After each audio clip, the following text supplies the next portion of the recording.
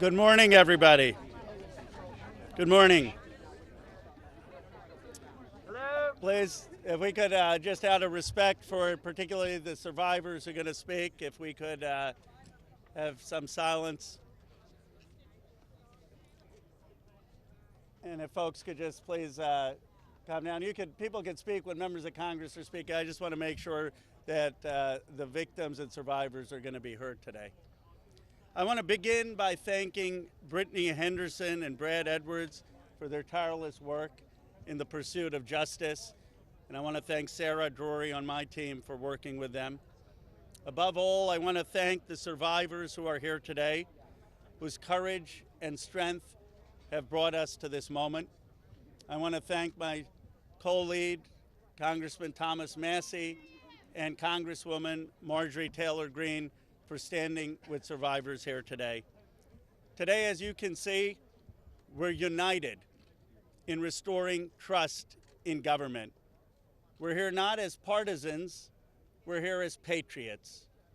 We begin the work of bringing this country together, progressives, independents, moderates, and yes, MAGA supporters, to demand truth and justice.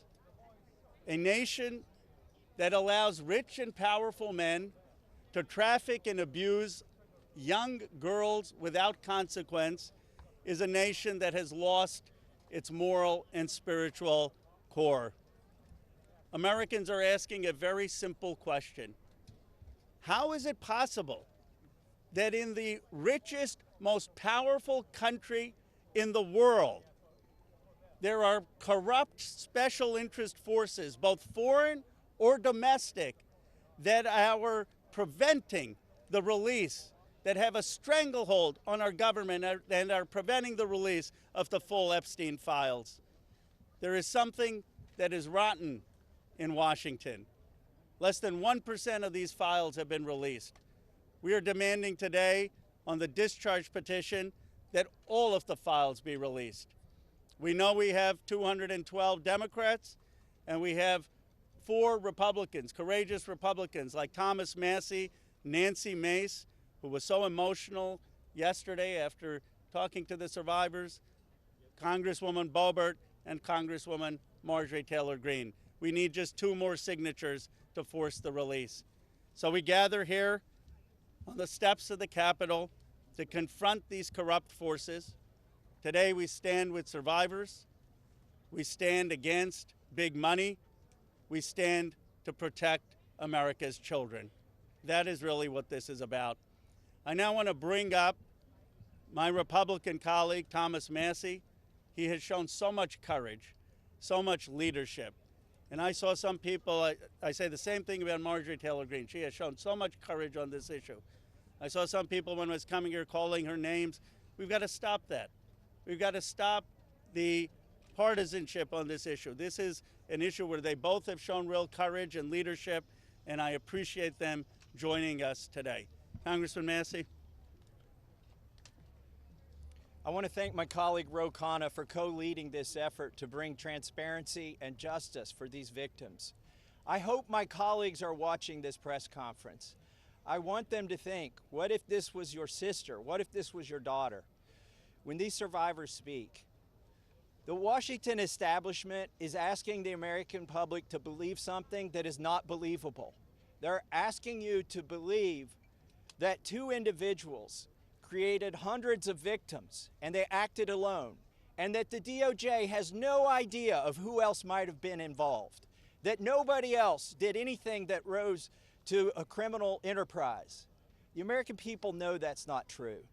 Now, the Speaker of the House just offered a fig leaf to my colleagues. They're going to vote on a non-binding resolution today that does absolutely nothing. I appreciate the efforts of my colleague James Comer, who's leading the Oversight Committee. They may find some information, but they're allowing the DOJ to curate all of the information that the DOJ is giving them. If you've looked at the pages they've released so far, they're heavily redacted. Some pages are entirely redacted. And 97% of this is already in the public domain. So I'm calling on my colleagues, be one of the next 2 who sponsors this discharge petition. I think it's shameful that this has been called a hoax. Hopefully today we can clear that up. This is not a hoax. This is real. There are real survivors. There are real victims to this criminal enterprise. And the perpetrators are being protected because they're rich and powerful and political donors to the establishment here in Washington, D.C. So today we're standing with these survivors and we're giving them a voice, and I want to close by thanking them. They are brave. I hope they encourage other survivors to come forward and to tell their stories, not just of Jeffrey Epstein and Maxwell, but anywhere in the country. This is a message that we are sending. This is a litmus test. Can we drain the swamp? Are there people who are outside of the reach of the law? I don't think there should be. So hopefully today we'll get 2 more signatures on the discharge petition. That's all we need. And with that, I want to introduce the bravest woman in Congress, Marjorie Taylor Greene. I find it interesting that the 3 Republican co-sponsors are women. These are women standing up for women. And Marjorie was the first to do it. And I think she deserves all of our gratitude for breaking that barrier and leading the way for the other Republicans. Hopefully they can find their spines as well. And with that, I give you Marjorie Taylor Greene. Yes. Good morning. This is my 5th year in Congress, and this is the largest press conference that I've seen since I've been here. And this is because this is an issue that matters so much to Americans. This is an issue that doesn't have political boundaries. It's an issue that Republicans and Democrats should never fight about. As a matter of fact, it's such an important issue that it should bring us all together. It's grieved me to watch the arguments and debates take place among my colleagues and even the administration. I think this is something that was worth fighting for. You see, the women behind me are going to tell you stories that you've never heard before. These are unimaginable horrors that they've lived with for their entire lives since they were very, very young. But these are also similar stories that many children, teenagers, women, and even men are enduring nightmares right now as we speak. You see, these women have been fighting since the 1990s. I heard one woman tell us yesterday since 1996. And they have carried with them shame. But I want to tell you something. The shame does not fall on these brave, courageous women. The shame falls on every single person that coldly turned a blind eye to their abuse. The shame falls on every single person that enabled it. The shame falls on every single person that took money to continue it. And the shame falls on the people in power over the past several decades that protected the monster, Jeffrey Epstein, and his cabal that continued a nightmare. Those people deserve the shame. And today we are coming forward and we are going to fight like hell for these women, because we have to fight like hell for those that are enduring sexual abuse and are living in a prison of shame. Anyone that is being abused, it is not your fault. You should live with no guilt or fear or shame. All of the fault belongs to the evil people that do these things to the innocent. This is the most important fight we can wage here in Congress, is fighting for innocent people that never receive justice. And the women behind me have never received justice. And do you want to know why? It's because Jeffrey Epstein somehow was able to walk among the most rich, powerful people, not only in America, but foreign countries. Yesterday, I heard countries like Saudi Arabia, Russia, and even Israel, and other countries. The truth needs to come out, and the government holds the truth. The cases that are sealed hold the truth. Jeffrey Epstein's estate holds the truth.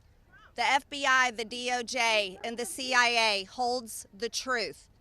And the truth we are demanding come out on behalf of these women, but also as a strong message to every innocent child, teenager, woman, and man that is being held captive in abuse. This should never happen in America, and it should never be a political issue that divides us. And I want to thank Ro Khanna and Thomas Massie for doing something brave, crossing political boundaries for a very important fight. And I'm honored to join both of them. And I'm honored that Nancy Mace and Lauren Boebert signed the discharge petition along with myself. And I asked my Republican colleagues not to choose just one path for justice and transparency and accountability, but I asked my Republican colleagues to choose every path for justice and accountability and transparency. And with that, I'd like to bring back Congressman Ro Khanna to start this important press conference. Thank you very much.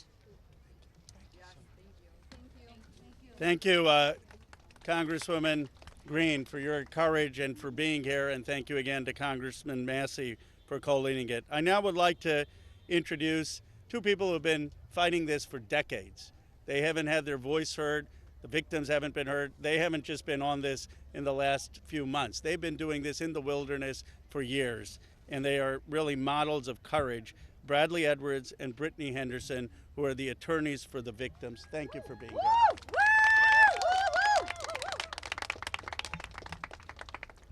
Thank you, Ro and Thomas Massie. I really appreciate you putting forth this discharge petition. It's tough to understand that we have to be here because this doesn't seem like a partisan issue.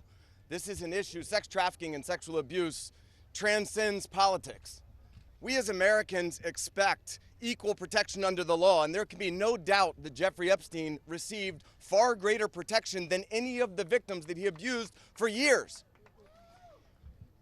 In 2008, Courtney Wild walked into my office because she was a part of a federal investigation into Jeffrey Epstein where all she wanted was the government to talk to her. Little did she know the government had worked out a secret immunity deal for Jeffrey Epstein, and we had to file Jane Doe's versus United States of America to prove that Jeffrey Epstein worked out an illegal non-prosecution agreement with the government. That was 2008.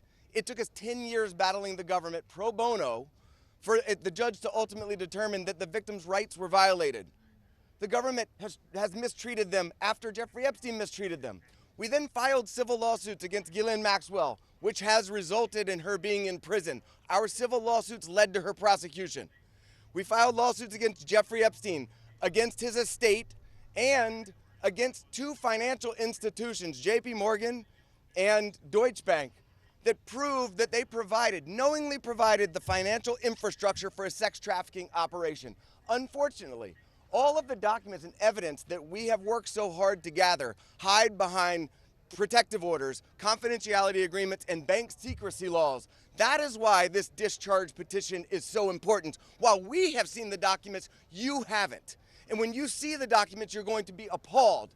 And the American people deserve to see everything. When you sign this discharge petition, it should mean nothing is off limits. That means the documents in the possession of the CIA should be made available. Those in the possession of the FBI going back decades should be made available. The SEC, financial records in the possession of FinCEN should be made available.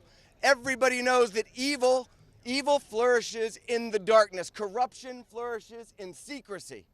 It is time right now to make a difference for the women that are behind me right now.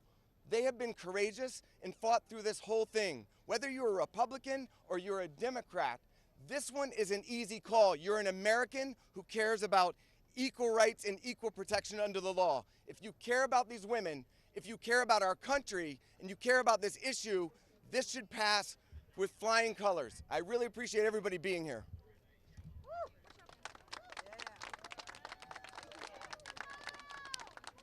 Hi, good morning. My name is Brittany Henderson, and I think in addition to thanking the wonderful congressmen and women who are here today, we need to thank the women, and not just the women who are going to speak, but the other women who are standing behind them, along with other lawyers, Sigrid McCauley, and people who have been fighting for a very, very long time for the world to give this kind of attention to an issue that it should have had forever. This administration has the opportunity to do what the past administrations did not do. This administration can either stand with the victims and stand for the victims, or it can continue to hurt the victims like has happened in the past. We aren't here just to ask for transparency, though. We're here too to ask for protection. The women here represent hundreds of other women who we have spoken to, many of whom were trafficked from other countries, from Eastern European countries where women don't have the rights that we have here. Women don't have the protections that we have here. And those women are terrified that their names will be released in these files. The government won't know that they're victims to redact and protect them. So we ask that you please, whoever is going to be in charge of redacting these files and in charge of this transparency, do it in a way that protects the women brave enough to be here, but also protects the women who are terrified that every day when they turn the TV on, something bad is going to happen to them in Ukraine, in Russia, in whatever country they live in, because no one is listening to them there. So thank you for being here, thank you for listening, and please protect these women while we seek transparency. Good morning. My name is Anushka DeGiorgio, and I stand before you today as a survivor of both Jeffrey Epstein and Ghislaine Maxwell. I want to thank Congressmen Massey and Khanna for their role in putting together this very, very important bill. Every day of this journey toward healing has come at a profound cost to my mental health. But I am here. I chose to come because this bill really matters. I speak today not only in service of my own recovery from trauma inflicted by Maxwell and Epstein, but to honor the lives, the courage and sacrifices of Virginia Giuffre, Caroline Andriano, and others who could not continue. Their voices mattered. Their stories must not be forgotten. Accountability is what makes a society civilized. Equal opportunity and equal consequence for all. Consequences are not about punishment alone. They exist to deter future harm, to protect vulnerable, and to set a standard of justice. If Ghislaine Maxwell were pardoned, it would undermine all the sacrifices I made to testify and make mockery of mine and all survivors' suffering. That is why the Epstein Files Transparency Act is so essential. It requires the Department of Justice release all the records related to Epstein and Maxwell investigations, flight logs, immunity deals, internal communications, and even the records surrounding Epstein's detention and death. And crucially, it forbids withholding documents simply because of embarrassment, reputational harm, or political sensitivity. This is about ending secrecy wherever abuse of power takes root. But transparency alone is not enough. Survivors need protection, resources, and legal support. If this Congress is serious about justice, then let this moment also affirm your commitment to provide victims with the legal aid they need to confront abusers, to navigate complex systems, and to reclaim their power. Transparency must be matched by support, or else too many victims will remain silent out of fear and lack of access. The statistics demand action. Nearly 1 in 5 women in America will experience rape or attempted rape in her lifetime. Every 74 seconds, someone is sexually assaulted. Every 9 minutes, that person is a child. These are not numbers, they are people. They are your daughters, your sons, your constituents, your friends. Statistically, 1 in 5 of your families will face this nightmare. The days of sweeping this under the rug are over. We, the survivors, say no more. I want to help create a world where survivors of sexual abuse and abuse of power can come forward safely. And I ask Congress to join me in that effort, not only by passing this bill, but by ensuring that those who step forward have legal support to face their abusers and see justice done. When Judge Berman gave Epstein survivors the chance to finally speak, the world listened. After so many years, survivors were heard. That moment was historic, and so is this moment. For me, the turning point was when I had my daughter, and on the day she was born, I knew I had a responsibility to protect her and to protect all children. I have to use my voice, the voice that had been silenced by fear and shame for so many years. Make no mistake, my polished exterior is a shield hiding a wound that still bleeds. But through this wound, I have found purpose. To be part of lasting change in how we confront exploitation and abuse. And to be clear, the only motive for opposing this bill would be to conceal wrongdoing.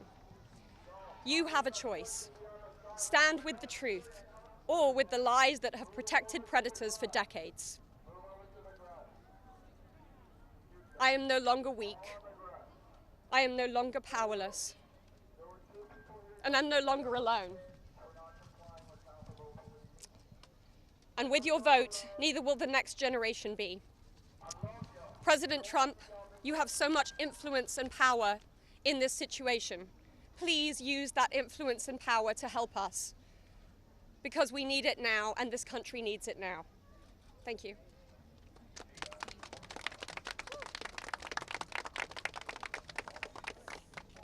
Hello. My name is Annie Farmer, and I was 16 years old when I was flown to New Mexico to spend a weekend with Epstein and Maxwell. That same year, 1996, my sister, Maria Farmer, reported what happened to me there, along with reporting her own assault at their hands and their theft of sensitive photos of herself, of me, and our younger sister that she had taken for her work as a figurative painter. I am now 46 years old. 30 years later, we still do not know why that report wasn't properly investigated, or why Epstein and his associates were allowed to harm hundreds, if not thousands, of other girls and young women. We have never been told whether those images were found when they discovered a large amount of child sexual abuse material on his property. As a psychologist, I understand that when the systems meant to protect us recreate the abuse cycle, the betrayal that occurs can be just as damaging as the original trauma. This happens when survivors of these crimes are not believed, when our well-being is not weighed as heavily as those who have more resources or more privilege, and when perpetrators of these crimes are given a platform rather than the survivors of them. For so many years, it felt like Epstein's criminal behavior was an open secret. Not only did many others participate in the abuse, it is clear that many were aware of his interest in girls and very young women and chose to look the other way because it benefited them to do so. They wanted access to his circle and his money. Their choice to align with his power left those of us who had been harmed by this man and his associates feeling very isolated. I could never have imagined being here today and this chorus of support that we have all received. I have been sent so many notes and messages from people with no direct connection to this case who've expressed their solidarity with us. And I believe that is because, in part, as Anushka explained so well, this is an extremely widespread issue of child sexual abuse, of sexual exploitation, of sexual violence. This affects almost every family in some way. From my conversations with women in these last few days and from all of the support that we've received, it's very clear to me that we are not going away, we are not going to be quiet, and we are not going to give up. And I ask the American public to stand with us and not give up. At a time with record high levels of distrust in our institutions and a perception that there are two Americas, one for those with power and privilege and one for everyone else, passing this Epstein transparency bill is one important step that can be taken to prove to Americans that the government does not side with sexual perpetrators. A thorough public review of this information is an important step in preventing the type of systemic failures that have occurred in this case and harmed all of us. An important step towards healing for those involved. Thank you.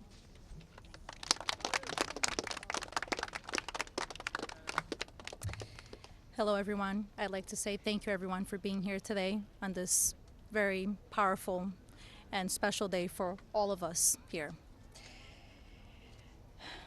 My name is Marina Lacerda.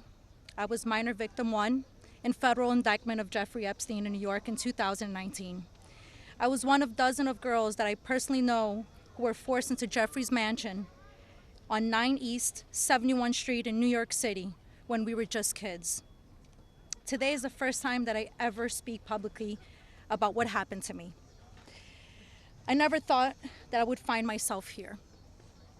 The only reason that I am here is because it feels like the people who matter in this country finally care about what we have to say. As an immigrant from Brazil, I feel empowered knowing that the little girl struggling to get by at 14 and 15 years old finally has a voice. For the first time, I feel like I matter as an American. I was only 14 years old when I met Jeffrey. It was the summer of high school. I was working 3 jobs to try to support my mom and my sister when a friend of mine in the neighborhood told me that I could make $300 to give an older guy a massage. It went from a dream job to the worst nightmare. Jeffrey assistant Leslie Groff would call me and tell me that I needed to be at the house so often that I ended up dropping out of high school before 9th grade. And I never went back. From 14 to 17 years old, I went and worked for Jeffrey instead of receiving an education. Every day I hoped that he would offer me a real job as one of his assistants or something important. I would finally have made it big, as, like we say, the American dream. That day never came. I had no way out. I was, until he finally told me that I was too old. There are many pieces of my story that I can't remember, no matter how hard I try. The constant state of wonder causes me so much fear and so much confusion. My therapist says that my brain is just trying to protect itself, but it's so hard to begin to heal knowing that there are people out there who know more about my abuse than I do. The worst part is that the government is still in possession right now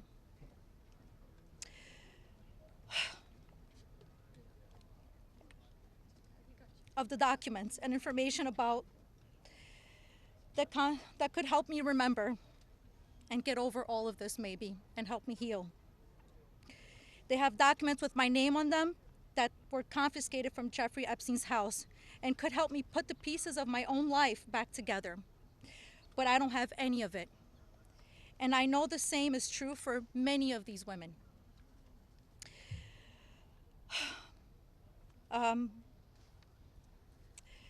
We are here to support this bill today, not only for transparency, but for the American people. But if the government is going to release these documents to the public, describing the crimes committed by Jeffrey Epstein and others, the least that they can do is give me my documents that they have about me. The other survivors deserve the same respect from our government. While our identifying information must be redacted to the public, it is equally important to provide the victims themselves with unredacted information. I will never forget when the FBI agent showed up in my door in 2008. Jeffrey Epstein hired a lawyer to represent me, or more like to represent him, I'd like to say. I couldn't ask any questions, and I had no idea what was going on. I was terrified. Until today, I think most of us are still terrified. I thought somebody was going to kill me. I thought something was going to happen to my sister or my mother. It went further out to even maybe thinking something would happen in Brazil with my family. And then one day, the lawyer said that everything was just gonna go away. Like nothing happened. I didn't need to testify. When I asked him why, he gave no explanation. That was it. So why? Why was I never called to testify then? We could have saved so many women. We could have saved so many lives from being abused. Why did he get away with it in 2008? Why was he able to go on in the abuse with hundreds of girls after the Florida investigation? Why didn't they let me testify to help stop him? Our government could have saved so many women, but Jeffrey Epstein was too important and those women didn't matter. Why? Well, we matter now. We are here today and we are speaking and we are not going to stop speaking. Today, I stand here with the women who have really helped me to find the strength to come out and come forward to share my story for the very first time. Together, we are stronger than ever. While she may not be with us, Virginia Roberts, we will continue to use our voices to strengthen yours always. Thank you.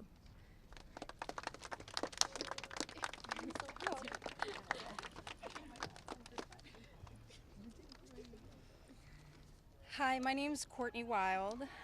I just wanted to take a second and just have a moment of silence for all the women survivors that aren't here with us today, that passed away due to anxiety, depression, trying to keep up with this case. A moment of silence, please.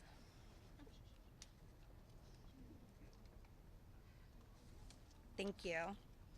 My name is Courtney Wild. I was only 14 years old when I was introduced to Jeffrey Epstein by a 13-year-old friend of mine. The details of the abuse that he inflicted on me for years is not important today. In 2028, I was cooperating with the federal government in the investigation of Jeffrey Epstein. They sent me a letter telling me to be patient because this was going to be a lengthy investigation, but at the same time, they refused to talk to me and tell me what was going on. So I hired an attorney, Brad Edwards, because I was hopeful to get some answers. When I walked into his office at 19 years old, Brad sued the government for refusing to tell me what was going on under the Crime Victims' Rights Act. The only reason anyone ever found out that the government had already given Jeffrey Epstein immunity through the non-prosecution agreement was because our lawsuit forced the government to tell us. Otherwise, nobody would even know that today. Sometimes it's hard to believe that I had to sue the United States just to learn that my abuser was given immunity. I started as Jane Doe, but I decided I was proud enough to take on our country, and I was on the right side of history. We fought the government for 10 years to prove that the government violated our rights as crime victims and the crime victims' rights in order to protect a pedophile. We had to win the 11th Circuit Court appeals to force the government to turn over thousands of pages of emails between Jeffrey Epstein and the government. Those emails provided the proof that the government worked very hard with Jeffrey Epstein to violate our rights. Why?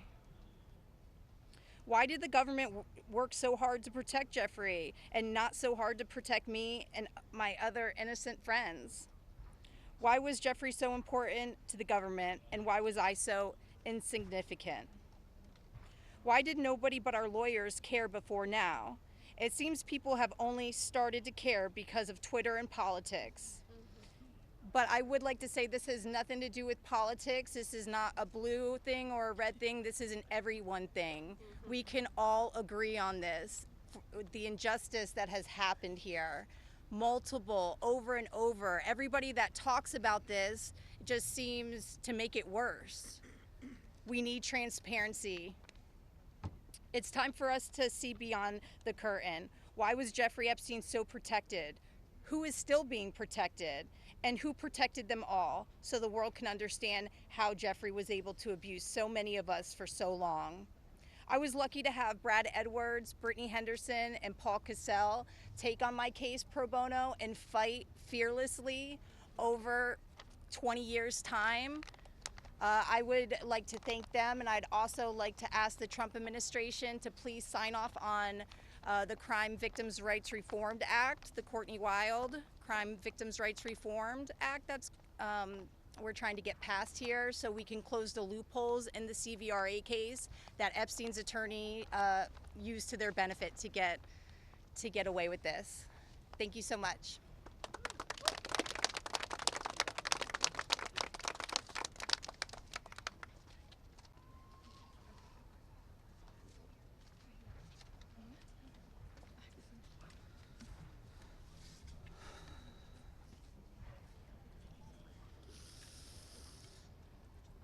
Good morning. First and foremost, we want to extend our deepest gratitude to Brad and Brittany Edwards, Congressman Massey and Kana, and above all, the brave survivors who have entrusted us with the privilege of speaking today on behalf of Virginia. Robert Giuffre, as her family. We are here today because we support H.Res.581, the Epstein Files Transparency Act, in its entirety.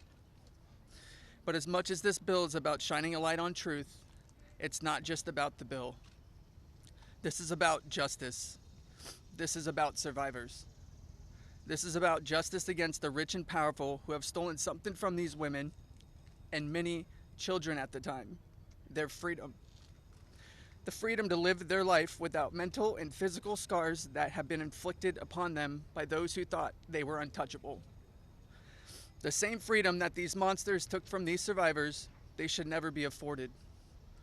They should never be allowed to continue their lives with impunity. Let's be clear, this is not a political issue. This is not about left or right. This is about humanity. This is about doing what's right. And this is about ensuring that the future we leave behind isn't one where the powerful can hide behind their wealth, their influence, and their money to evade justice. Our plea to you, whether you're a dad, a mom, a brother, or a sister, look your young ones in the face, look them in the eye, and tell them you didn't stand against the very people who raped, molested, and preyed upon children and young women. Tell them you were willing to negotiate a deal. Money should never be what makes something right or wrong. If you vote no, your stance will be clear. You will be choosing to stand on the side of the rich and powerful, allowing money to buy your way out of the consequence. But here's my one ask. Look these survivors in the eye and tell them why. Then, look the people of the United States in the eye and tell them why. And then, when you're alone, look yourself in the mirror and ask yourself why. Virginia said it best, and I quote, "I have physical and mental scars that will never heal. I have memories that will never go away. They say time can heal, but this won't. Not until the justice system makes an example out of these people with so-called privileges. I just call it money. The only time I can begin to heal is when their freedom is taken from them, just like they did to me and literally thousands of other victims. The survivors of this horrific abuse are watching. The American people are watching. And history is watching. Which side will you be on?" Thank you.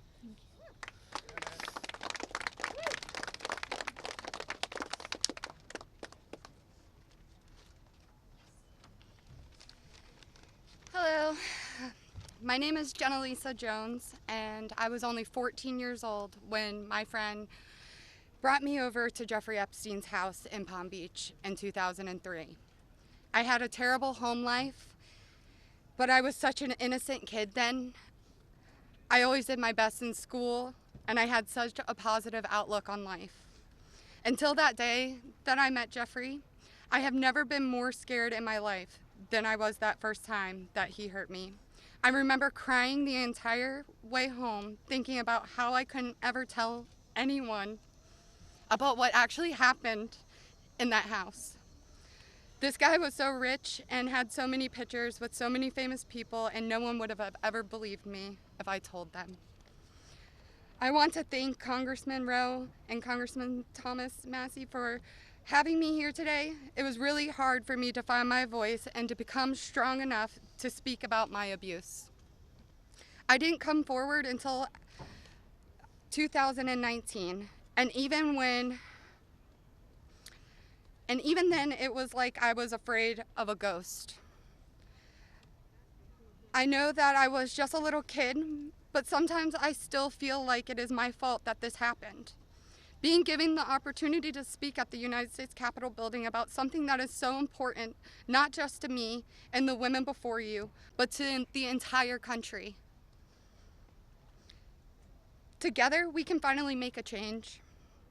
And that is thanks to the people like these two congressmen and their teams who actually care about the victims. If you are a member of Congress and you are listening to all of us speak here today, please really listen to us. Please vote for this bill to be passed. Please recognize how important it is for transparency relating to Jeffrey Epstein. Whether you are a Democrat or a Republican, this does not matter. This is not about sides. You are an American and you are a person who has chosen to serve in an elected position to stand up for those you represent who cannot always stand up for themselves. We are those people. We are the Americans that you promised to protect. And we need your help. Please, President Trump, pass this bill and help us. Make us feel like our voices are finally being heard. Thank you.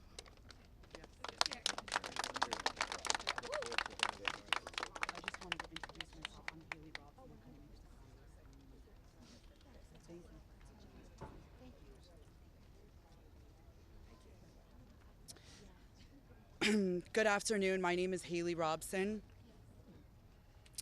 I was a 16-year-old high school student athlete who made good grades and had high aspirations for college when I was recruited and asked by a classmate of mine alongside with a 20-year-old male if I wanted to give an old rich guy a massage. But what high school girl would not want to do that? That day changed my life forever. And when I got into the massage room, Jeffrey Epstein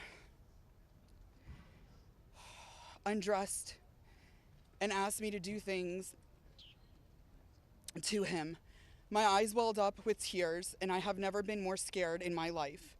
When it was over, he paid me $200 and requested in exchange that I bring a girl each time to make another $200. I told him I did not want to do that, and then he gave me an ultimatum. Either you come here and massage me when I call you, or you bring me friends of yours to massage, and I will give you $200 per girl for each time she comes.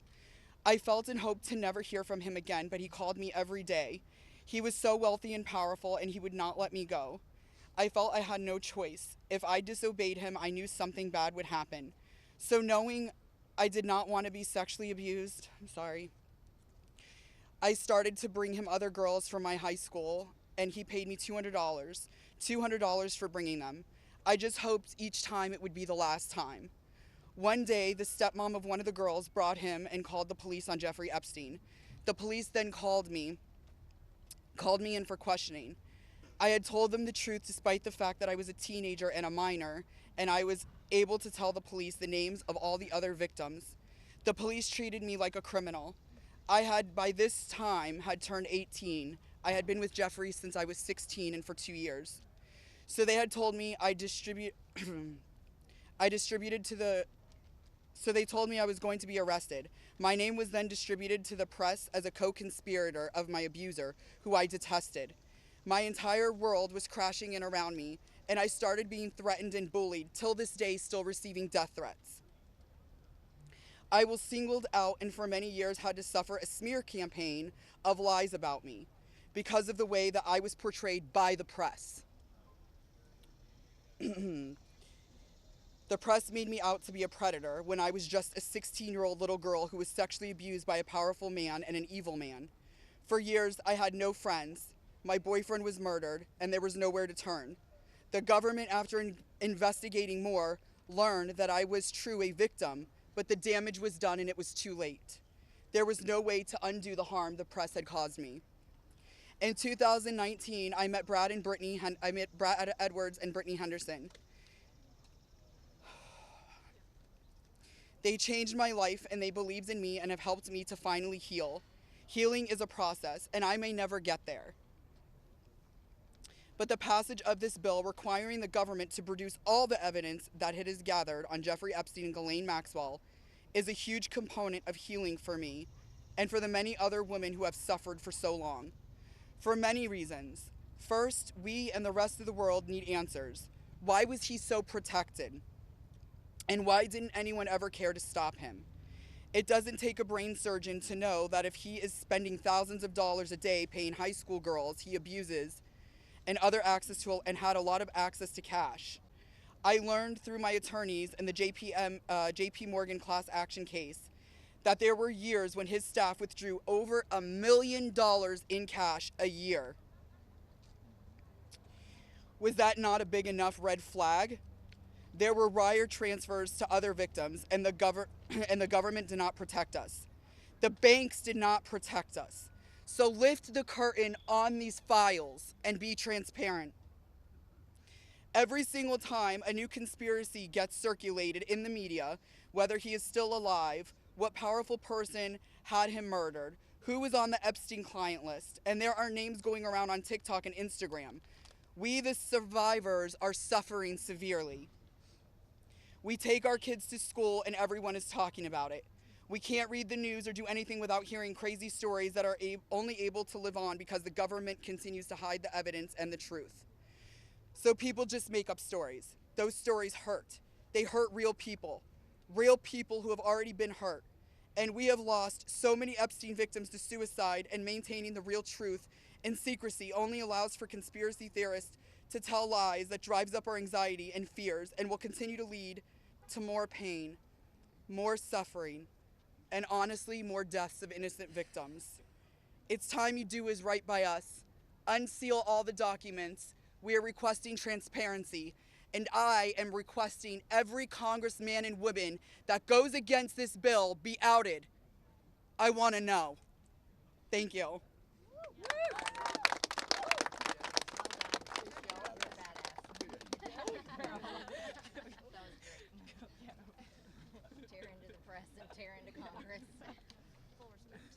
Hi there, my name is Lisa Phillips, and I'm the host of a award-nominated podcast called From Now On, a platform supporting survivors. I want to thank all of my survivor sisters who came before me today. I'll be very short. In the year 2000, I was taken to Jeffrey Epstein's island while on a photo shoot on a nearby island. Who I saw and what I experienced there was a glimpse into a very dark and disturbing world. For years after, I tried to avoid Jeffrey, but he had introduced me to Katie Ford, the owner of the Ford Modeling Agency. Epstein's reach went to the very top of fashion, arts, and entertainment. This did not just happen to underage girls in Florida. In New York City, hundreds of young, ambitious women were abused by him. Epstein was not just a serial predator, he was an international human trafficker. And many around him knew, many participated, and many profited. And yet, he was protected. So I stand here today for every woman who has been silenced, exploited, and dismissed. We are not asking for pity. We are here demanding accountability, and I'm demanding justice. Congress must choose. Will you continue to protect predators, or will you finally protect survivors? And also, I would like to announce here today, us Epstein survivors have been discussing creating our own list. We know the names. Many of us were abused by them. Now together as survivors, we will confidentially compile the names we all know, who were regularly in the Epstein world. And it will be done by survivors and for survivors. No one else is involved. Stay tuned for more details.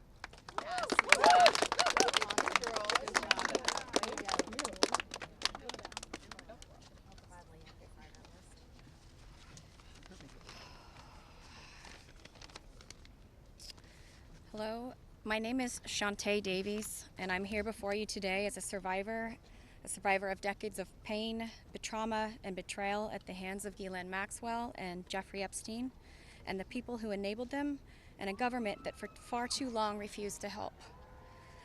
In 2002, I was living in California, a young woman with high aspirations of becoming an actress. I was already beginning to make a name for myself in the industry. A person I trusted, someone I thought was a friend, invited me to meet a powerful woman who could help advance my career. That woman happened to be Ghislaine Maxwell. I was asked to give her a massage, though I had almost no experience, and when I did, she praised me and promised introductions to someone enormously powerful, someone who could change the course of my life, and that man was Jeffrey Epstein. At first, I was an excited young woman on top of the world. Epstein flew me to his private island. He listened to my dreams, promised to help, but his promises came with a catch. The abuse began. He told me to keep it secret. He manipulated me with quid pro quo I did not consent to, but I felt I had no one to turn to. He was too powerful. I was just one of the many young women trapped in his orbit. I was even taken on a trip to Africa with former President Bill Clinton and other notable figures. In those moments, I realized how powerless I was. If I spoke out, who would believe me? Who would protect me? Epstein himself was the most powerful leader of our country. Epstein surrounded himself, with the most powerful leaders of our country and the world. He abused not only me, but countless others, and everyone seemed to look away. The truth is, Epstein had a free pass. He bragged about his powerful friends, including our current president, Donald Trump. It was his biggest brag, actually. And while what I endured will haunt me forever, I live every day with PTSD. I live as a mother trying to raise my child while distrusting a world that has betrayed me. This kind of trauma never leaves you. It breaks families apart. It shapes the way we see everyone around us. But one thing is certain, unless we learn from this history, monsters like Epstein will rise again. There are files, government files, that hold the truth about Epstein, who he knew, who owed him, who protected him, and why he was allowed to operate for so long without consequence. Why was Maxwell the only one held accountable when so many others played a role? Why does the government hide this information from the public? This secrecy is not protection, it's complicity. And as long as the truth is buried, justice will remain out of reach. That is why this bill matters. Passing it will, bless you, ensure that the suffering of survivors is not in vain. Passing it will bring accountability, transparency, and prevention. It will help protect the next generation of predators who seek to place themselves above the law through wealth, influence, and connections. This is not just my story. It is about every survivor who carries invisible scars. It's about the weight we live with daily. It is about the families broken and the futures stolen. So I ask you, President Trump and members of Congress, why do we continue to cover up sexual abuse and assault? Who are we covering for? Let the public know the truth. We cannot heal without justice. We cannot protect the future if we refuse to confront the past. Thank you.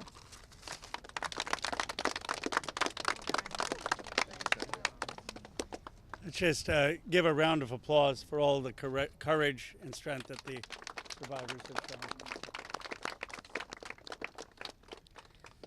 We now will take a few questions. You can always get Congressman Massey, me, or Congresswoman Green in the hallways and other places. If you have questions for us, that's fine. But I wanted to see first if you have questions for the lawyers and the survivors, and Brad will facilitate any of the questions to the survivors.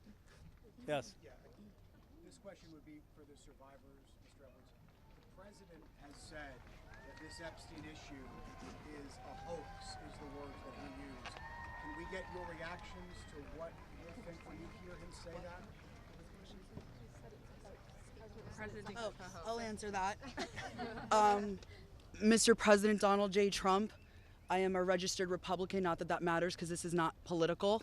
However, I cordially invite you to the Capitol to meet me in person so you can understand this is not a hoax. We are real human beings. This is real trauma. What does it feel like emotionally to hear that? Devastating. It's being gutted from the inside out.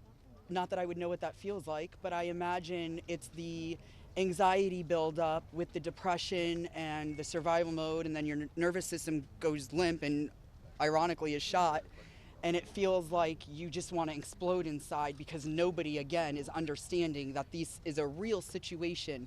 These women are real. We're here in person. To say that it's a hoax is just not... Please humanize us. I would like Donald J. Trump and every person in America and around the world to humanize us, to see us for who we are and to hear us for what we have to say. There is no hoax. The abuse was real. Now, what goes on behind closed doors, I can't speak for that. What happens around the world politically, I cannot speak for that. But I am here with all of these women, including our attorneys, and I would be more than happy to meet with him, and I will meet him halfway. Ms. Edwards, I wonder if any of the victims could respond to the news from recently about Ghislaine Maxwell being transferred to a lower security prison in the aftermath of speaking to Todd White. You want that one? About her Ghislaine getting transfer to transferred. a... I'm happy to speak to that. We were horrified to learn that she had been transferred to a prison camp. She is someone who was found guilty by a jury of sex trafficking. She not only, we often hear that she procured women for Jeffrey, which I think is a very sort of polite and minimizing term. She also participated in the abuse. She was a major architect of the scheme. And the fact that she has painted herself as a victim, I think is disgusting. And it was horrifying, I think, to us that we were not told about her prison transfer. We found out about it in the news. Just 1 minute, I think Anushka maybe has something. So, Anushka DiGiorgio, I testified alongside Annie at the trial of Ghislaine Maxwell. I was horrified when I found out not only had Ghislaine Maxwell been transferred to what's called a low security. It's really is like a holiday camp, and then afterwards I got a notification from the Department of Justice telling me that this was going to happen, when it had already happened. This woman abused children.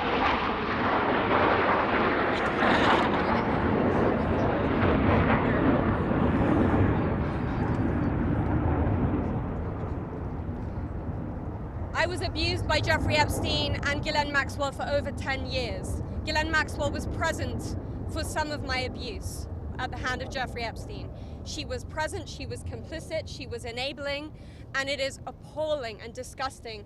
And it's one of my worst nightmares that she not only be transferred, but at the possibility that's very much going around that she might be pardoned. This is not okay, guys. This is not okay. And I just want to add that I think it sends a very dangerous message to our country, to the young people in our country, that someone that we all know is aware of these crimes could be given a pass. And just for the last one, the last survivor who just spoke, the last survivor who just spoke, she said that Epstein would brag about her relationship with Donald Trump. Could she please elaborate about that? Shante. Get to the microphones. Get close. Yeah, I did say that.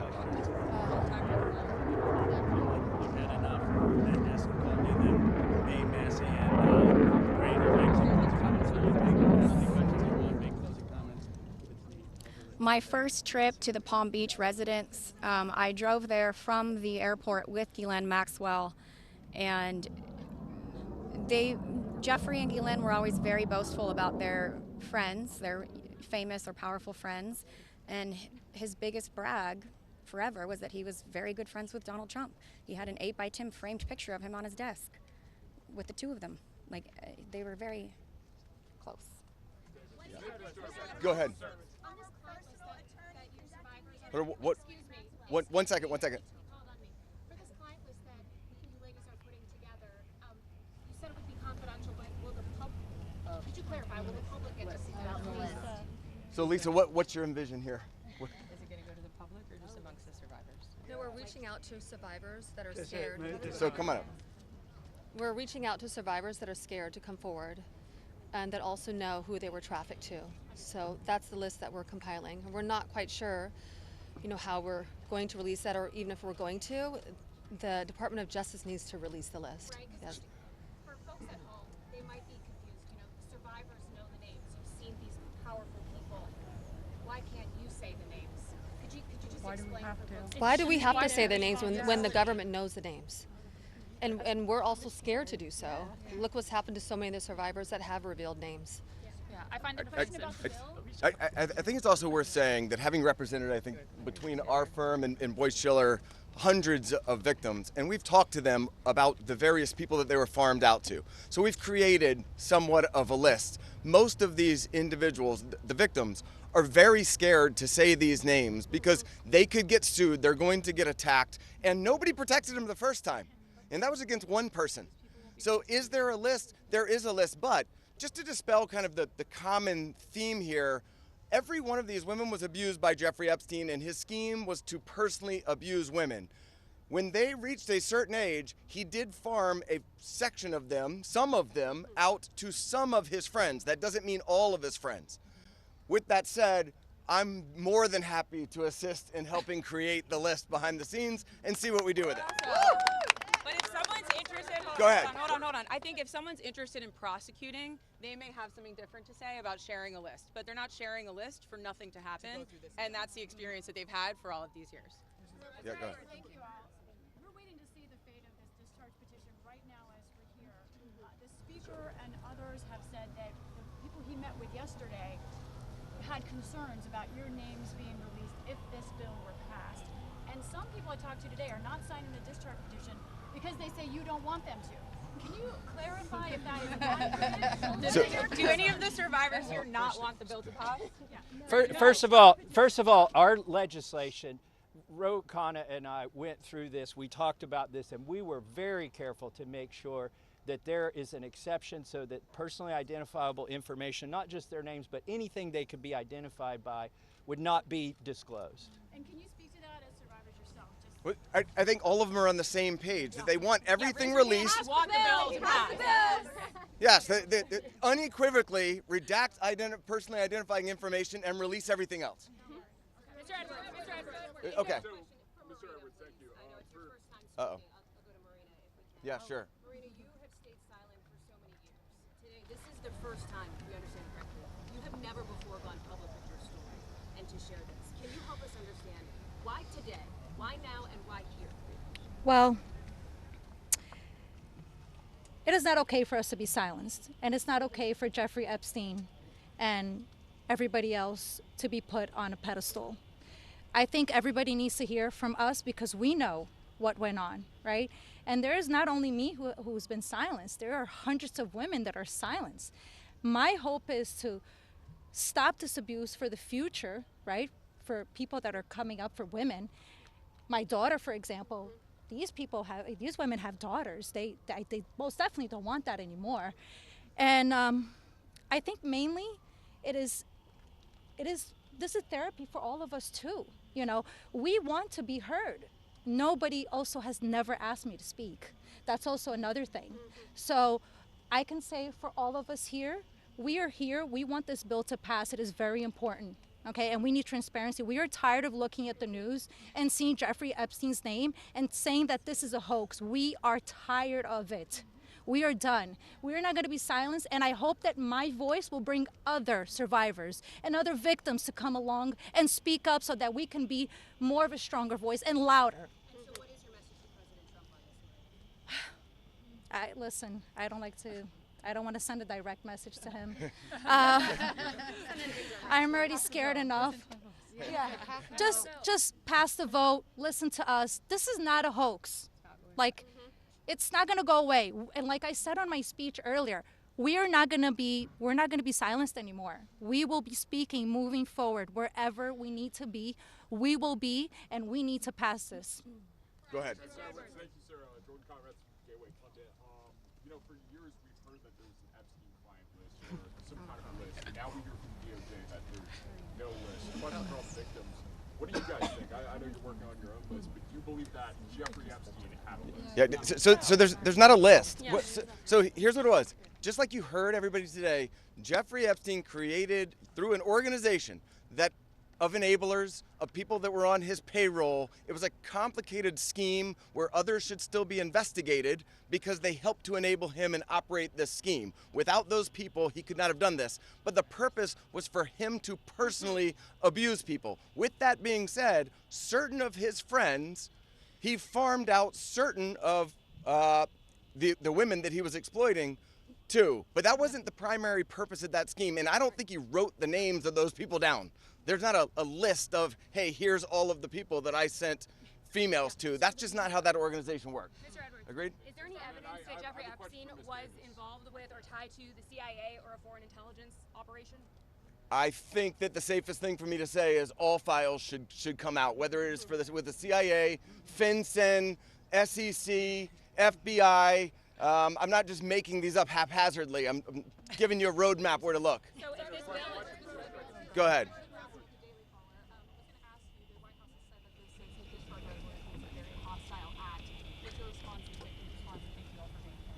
I'll go first and then I'll let them. They're much more important than me, but I don't understand why it's a hostile act. I can tell you that I talked to President Trump back in 2009, and several times after that, he didn't think that it was a hoax then. In fact, he helped me. He got on the phone. He told me things that were helping our investigation. Now, our investigation wasn't looking into him, but he was helping us then. He didn't treat this as a hoax. So at this point in time, I would hope that he would revert back to what he was saying to get elected, which is, I want transparency. This about face that occurred, none of us understand it. In fact, I don't understand how this is an issue that's even up for debate.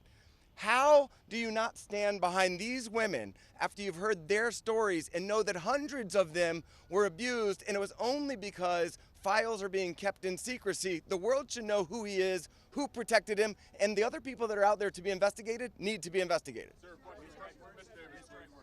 Go ahead. Are there any people who are currently serving in government who are named, who you know of, are in these files, who you had relations with, anything of that sort, who Jeffrey Epstein connected you with? Are you willing to say yes or no? I don't think I can answer that.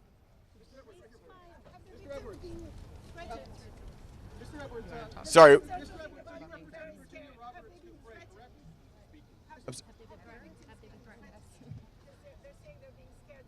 I think she's referring to my speech. Hi, Anushka DeGiorgio. I have been threatened. I was threatened by phone. My daughter was threatened when I was volunteering to participate in, by means of being a witness in a civil lawsuit that Virginia Giuffre was bringing against Ghislaine Maxwell. I have been followed. I have been stalked. I have been followed not only by journalists, but by people who do not get out of the car and do not try and talk to me and just drive behind me as I drive my daughter to school. So the fear is very real for us.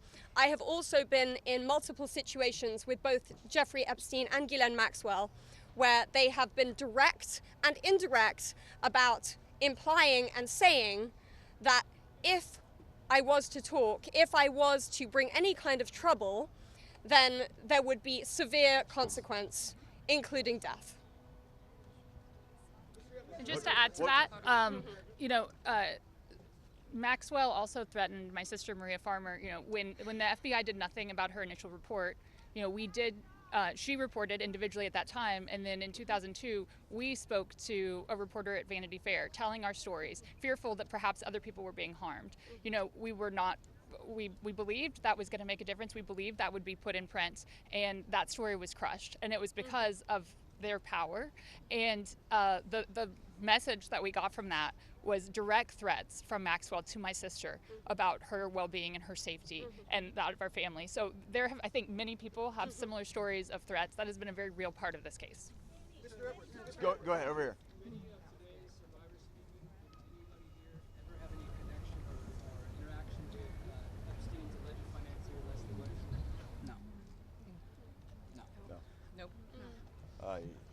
Do you want to address that? I just want to say one thing that's very clear. When people say, please share names, there are names that are very well known, like that of Les Wexner, who everyone knows supplied an enormous amount of Epstein's financial wealth and allowed this operation to happen. So it's, I think, confusing to many of us why there have not been more ramifications for him, and he's been seen as a victim when clearly I believe there's more to it. But, yep. Yeah, so you represented Virginia Roberts for 3 years.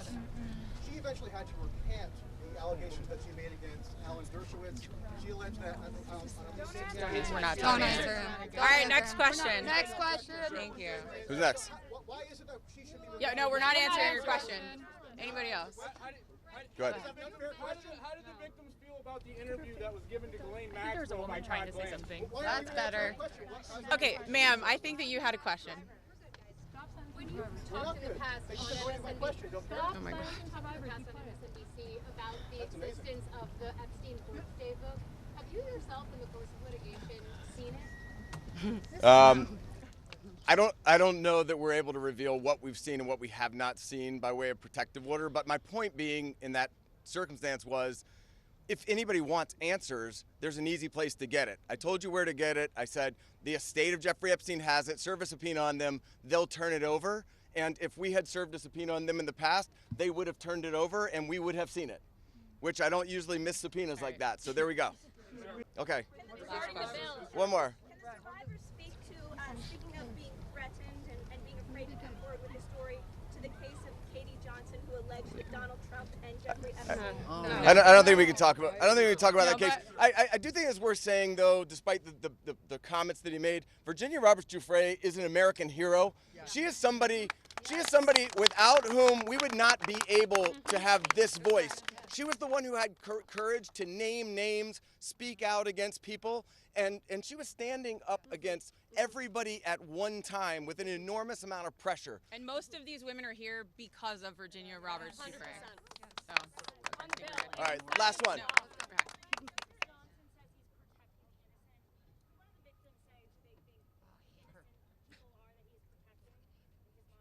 Clearly not us. I don't think that anybody knows, but I can tell you that in the oversight committee meeting yesterday, they indicated that they were all for transparency, releasing the files, and asked us to hold them accountable. Isn't that right? Yes. They said hold them accountable, so we intend to hold them accountable. That's up to them. We're going to show them where to go with it, and as long as they're doing their job, they should. I'm going to turn it back over to Ro Khanna. Thank you. Let me just say this. Let me say this. I think the people back who are testifying here today or speaking out today, they are American heroes. Let's give them another round of applause. And you say, look, Thomas, Marjorie, and I, we're huge believers in the First Amendment, and we believe in free speech, and we take abuse all the time. But you see, you see why it's so hard to do what they have done, because they come forward and you subject yourself to national scrutiny and national questioning. And I just want to say from the bottom of my heart how appreciative I am and how proud I am of what you've done today. You've made a big difference. Before I bring on Marjorie and then Thomas will have the last word, I want to summarize three basic things that I heard from the survivors. First, they want to know why our government covered up for someone rich and powerful. Why is it that we have two Americas? People say, why do you need to release the Epstein files if Epstein is dead and Maxwell is in jail? Because we don't know who all was involved in the cover-up. Why are there rich and powerful people who didn't have justice? They want to know that. Second, many said it's important for their own closure. They don't know their own abuse. They want to understand what's in these files for themselves. And third, we heard that there are many others who obviously were involved. And they want to know, and the American people deserve to know what was there in those files. I actually think they're helping us come together as a country. I've never done a press conference with Marjorie Taylor Greene before. I've done some with Tubbs, but look, this country is divided, it's exhausted. This is one thing that we can come together on. And I was very clear with Thomas. This is not against President Trump. I would like nothing more than a Truth Social post for him after this press conference saying just release the files. Be with Massie Khanna. This is about something much deeper. It is about bringing this country together to stand for America's kids, to restore trust, and to move this country forward. So thank you to the survivors for helping us do that. Now I want to introduce Marjorie Taylor Greene. Thank you. Thank you. For everyone watching at home, I think it's important to put yourself in these women's shoes. As you're questioning, why can't they just name the names? What you don't realize is they just told their stories of being raped and being abused, being victimized, being manipulated, being coerced, and basically held in a prison of captivity of sexual abuse while they were young teenagers and extremely young, vulnerable women. And in Jeffrey Epstein's home and the places they went with him, they saw the most powerful people in the world in his pictures, and they saw him with those people. Can you imagine how terrifying it would be to name names like that? These are some of the richest, most powerful people in the world that could sue these women into poverty and homelessness. Yeah, it's a scary thing to name names, but I will tell you, I'm not afraid to name names. And so if they want to give me a list, I will walk in that Capitol on the House floor and I'll say every damn name that abused these women. I can do that for them, and I'd be proud to do it. Now, another thing, this is not about politics, and this is a boiling point in American history where the American people, just like Roe just said, there's become two Americas. There's the America for the rich and the powerful and the elite, where they never face any struggles or problems and never experience what real America goes through. And then there's forgotten America that faces all the problems and deals with all the issues and never gets justice for being sexually assaulted and raped by a monster. It shouldn't exist anymore, and people are sick of it. So let's recognize the fact that the administration before and the one before it and the one before it and the one before it and before it never did anything about this. So this isn't one political party or the other. It's a culmination of everyone worked together to silence these women and protect Jeffrey Epstein and his cabal. And this is not just rich, powerful people. Think his drivers, his maids, his chefs, all the people, people that worked in his home, security guards. I heard one story from a young woman that was being raped by Jeffrey Epstein when he was out on work release while he was serving time in prison and had an ankle monitor on his leg. Guess what? There was a police officer outside that door. So this list of names is quite a list of names, and it doesn't extend just in the rich, powerful circles. It extends down to the very bottom where people were paid. And again, I will say this, there's victims suffering today in similar circumstances, and they're terrified to name the names of the people that are currently abusing them. And so with these brave, courageous women fighting this fight, this is a fight for women and children and any person that is facing sexual abuse and rape and captivity and human trafficking right now. And so here's what I ask you in the press. Don't go for salacious headlines. Go for the truth and defend these women and help those of us in Congress that are crossing our political party lines for doing the right thing and trying to do it together. And thank you, Roe, and thank you, Thomas. And now I recognize Thomas Massey from Kentucky.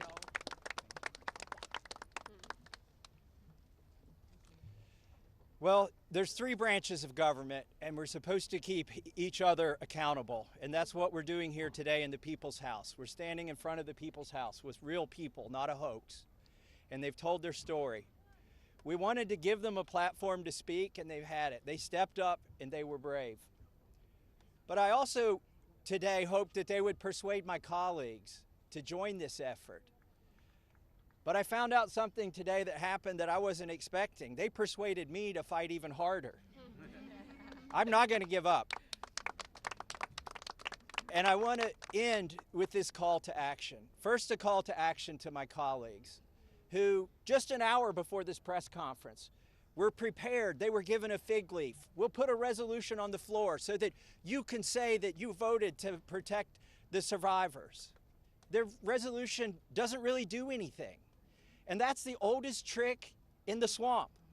When you want to kill the momentum, when you want to kill initiative, you introduce a placebo, a different bill that does nothing, and then try to pull the wool over the eyes of the American people. That's not going to happen this time. We demand real accountability. I encourage my colleagues, please There's over 200 Republicans who have not signed this discharge petition. We only need 2 of them to sign it, and every Democrat will sign it, and that will get us the number we need to force this vote, to pass a law, not a polite request to the DOJ to police themselves. No, we need legally binding legislation to force that to happen. And my main call to action is to the people watching these live feeds that are going through these cameras right now. Congressmen, listen to you. Light up their phones. Burn down the phone lines here in Washington, D.C. Ask them the questions that these survivors wanted you to ask them. Why won't you be for transparency? Don't accept their answer that the bill has a flaw or that the survivors don't want it. We know that's not true. They wouldn't be fighting it so hard in this town if it wasn't the real bill. So with that, please call your congressman. Tell him or her to get on this bill and to stand up for these survivors. Thank you and God bless. That's the end.